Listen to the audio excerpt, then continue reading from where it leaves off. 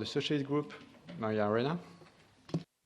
Oui, merci. Je remercie la Commission pour la communication parce que cette communication a deux priorités importantes. C'est d'une part travailler sur la déforestation, mais aussi, pas seulement sur l'exploitation du bois, mais tout ce qui est aussi les effets dérivés de nos consommations par rapport à la forêt. Ça, je pense que c'est vraiment un domaine important.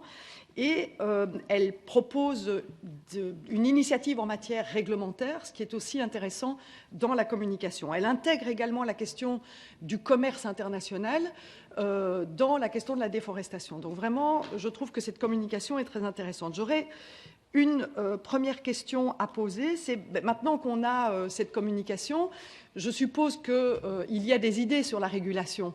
Et donc la question qui est posée, c'est quel type de régulation on pourrait avoir. On a travaillé et on sait qu'on a une régulation sur les forêts actuellement, la Timber Regulation avec la FLEC d'initiative.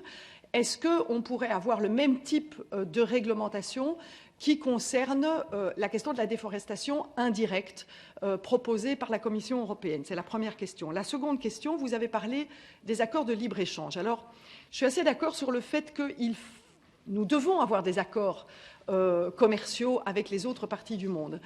Mais est-ce que ces accords commerciaux ne peuvent pas intégrer non pas uniquement une valeur contraignante relative à l'environnement, mais aussi des mesures de sanctions?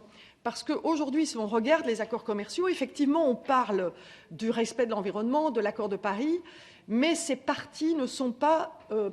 il n'y a pas de sanctions possibles dans l'accord commercial. Et donc, quel type de sanctions pouvons-nous mettre dans un accord commercial qui permet effectivement de dire que s'il n'y a pas de respect, par exemple, un pays prend une réglementation qui vient déforester, ce qu'on a pu voir au Brésil, comment peut-on mettre fin ou en tout cas mettre en place des mesures de sanctions par rapport au pays avec lequel on a signé? Merci.